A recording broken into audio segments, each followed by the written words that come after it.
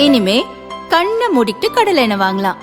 ஏன்னா மந்த்ரா கடலை எண்ணெய் இதயத்தின் தயாரிப்பு. வறுக்க பொரிக்க ஏன் எல்லா சமையலுக்கும் மந்த்ரா தான். மந்த்ரா கடலை எண்ணெய், அபார ருசி, ஆரோக்கியமான உடல் நலம்.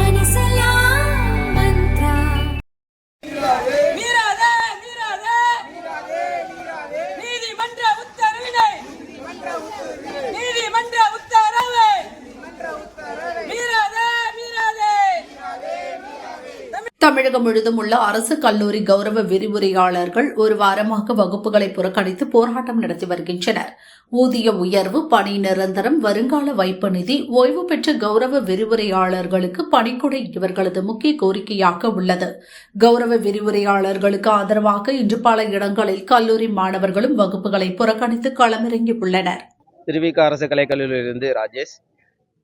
தமிழ்நாட்டில் சுமார் 180 அரசு கலைக்கல்லூரிகள் இயங்கி வருகின்றன. அதில் சுமார் 10,000க்கும் மேற்பட்ட பணியிடங்கள் காலியாக உள்ளன. அதில் 8,000க்கும் மேற்பட்ட கௌரவ ஊழியர்கள் தற்காலிக ஊழியர்களாகவே பணியாற்றி வருகின்றார்கள். இவர்களுக்கு வழங்கக்கூடிய ஊதியமானது ரூபாய் 25,000 மட்டுமே. அதுவும் பார்த்தீங்கன்னா 11 மாதங்களுக்கு மட்டும்தான். மீதமுள்ள ஒரு மாதத்திற்கு எங்களுக்கு ஊதியம் கிடையாது. இந்த போராட்டம் எதுக்கு அப்படின்னு சொன்னீங்கன்னா, எங்களுடைய வாழ்வுரிமைக்கான போராட்டம். எங்களுக்கு கழக அரசு பொறுப்பேற்றவுடன் எங்களை 10 வருடத்திற்கு மேல் பணியாற்றக்கூடியவர்களை படிப்படியாக நாங்கள் நிரந்தரம் செய்வோம் என்று வாக்குறுதி அளித்தது. ஆனால் அதனை இந்த திமுக அரசு ஆனது செயல்படுத்த தவறிவிட்டது. இதை நாங்கள் வன்மையாக கண்டிக்கின்றோம். எங்களுக்கு யுஜிசி பல்கலைக்கழக மானியக் குழு வழங்கக்கூடிய ஊதியமானது ரூபாய் 57,700 வழங்க சொல்லி அறிவித்திருக்கிறது. இதனை தமிழக அரசு நிறைவேற்ற தவறி வருகிறது.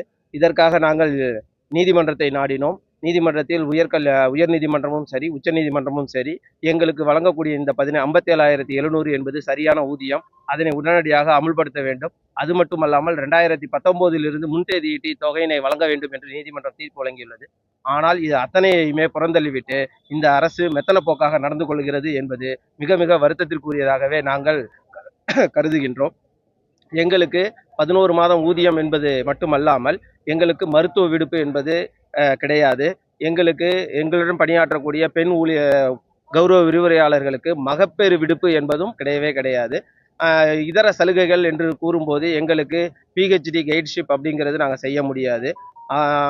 அப்புறம் பார்த்தீங்கன்னா எங்களுக்கு கௌரவ விரிவுரையாளர்கள்னு பேர் தான் கொடுத்துருக்காங்களே தவிர எங்களை வாழ்க்கையில் கௌரவம் அப்படிங்கிறதே சுத்தமாக இல்லை அப்படிங்கிறது தான் நாங்கள் சொல்லணும்.